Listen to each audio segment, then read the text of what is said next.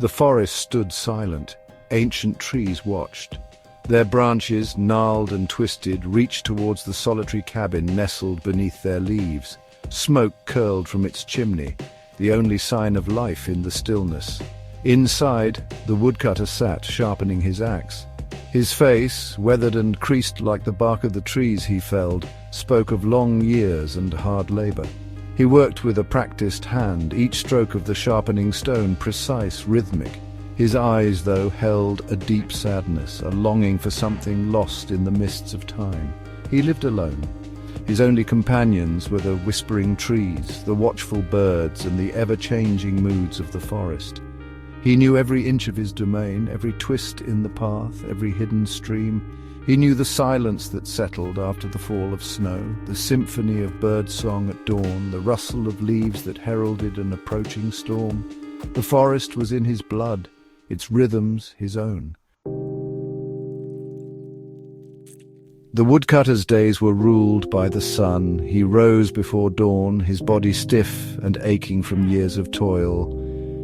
He ate a meager breakfast, the silence broken only by the crackling fire and the chirping of birds outside his window. Then, axe in hand, he would step into the forest, swallowed by the shadows and the silence. Each swing of the axe was a prayer, a plea for sustenance, a testament to his will to survive.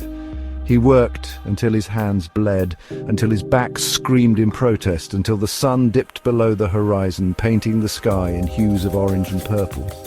His life was a cycle of work and sleep, fueled by necessity and haunted by memories. The forest was his sanctuary, his provider, his jailer. It offered him shelter from the elements, wood for warmth, food for his table. It was a place of immense beauty, where sunlight filtered through leaves, painting dappled patterns on the forest floor, where the air was sweet with the scent of pine needles and damp earth. But the forest was also a place of deep isolation. Its vastness mirrored the emptiness within him. Its silence amplified his loneliness. The whispering trees spoke of forgotten dreams, the rustling leaves echoed his unspoken fears. He was both a part of the forest and apart from it, forever bound to its rhythms, yet forever yearning for something more. Sometimes when the wind sighed through the trees, he imagined he heard voices, whispers of a life long gone, a life filled with laughter and love. He saw fleeting images in the dancing flames of his hearth, a woman with eyes as blue as the summer sky, a child with hair like spun gold, their smiles as bright as the morning sun. These memories, bittersweet and haunting, were both his solace and his torment. They reminded him of what he had lost, of what he could never reclaim. He clung to them desperately, these fading echoes of happiness, for they were all that stood between him and the crushing weight of his solitude. One day a wounded bird fluttered into his cabin, seeking shelter from the coming storm. He gently cupped it in his hands, its tiny heart beating against his calloused palm. He cared for it tenderly, feeding it seeds and water, keeping it warm by the fire. As he watched the bird slowly regain its strength, he felt a flicker of hope ignite within him. It was a small thing, this act of kindness, but it filled him with a sense of purpose he had not felt in years. He realized that even in his solitude he was capable of giving and receiving love. Section 6. The Storm's Fury. The storm arrived with a vengeance. Rain lashed against the cabin, wind howled through the trees, their branches swaying dangerously in the gale. The forest, usually so welcoming, had become a place of fear, its beauty masked by the raw power of nature's fury.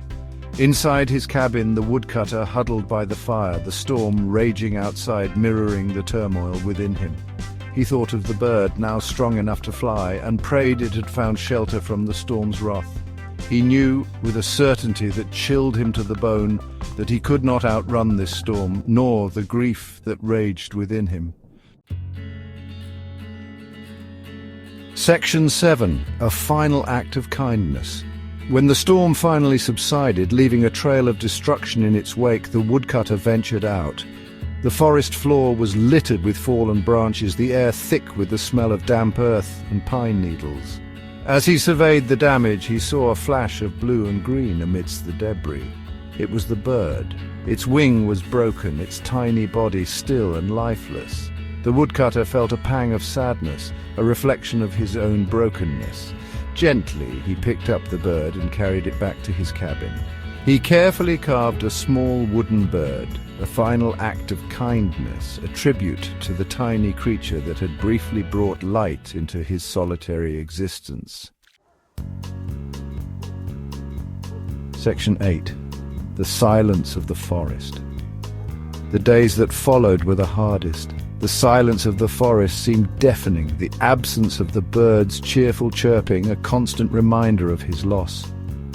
He worked mechanically, his body moving through the familiar motions of chopping wood, gathering food, tending to his meager needs, but his heart was no longer in it. He was weary, worn down by years of solitude and grief. He placed the carved bird on his mantle, a silent companion in his loneliness. As he looked at it, he realized that he too was like the bird, his spirit broken, his will to live slowly ebbing away. Section 9. A legacy etched in wood. One morning the forest awoke to an unnatural silence. The smoke no longer rose from the chimney of the woodcutter's cabin. The trees stood guard, their branches swaying gently in the breeze, their leaves whispering secrets only they could hear. Inside, the woodcutter lay still, his weathered face peaceful in death, a single tear tracing a path down his cheek. In his hand he clutched a small wooden box.